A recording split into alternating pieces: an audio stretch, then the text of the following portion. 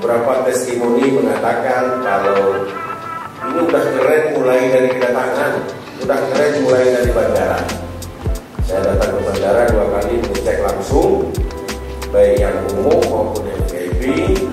Nah, di sini kita walaupun ngurus diri, tetapi ada bagian tas, ada bagian buat desa tertangani, bahkan pernah diukur hanya berlangsung 17 menit selesai.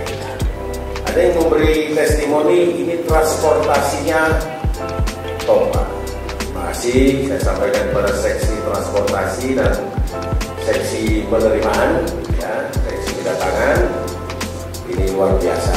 Dan kemudian tentu juga terima kasih kepada support dari Kementerian Perhubungan karena membantu kita 480 kendaraan HiAce, dan ucapkan terima kasih kepada Kemenhub dan PT Perni yang membantu sampai sejauh ini.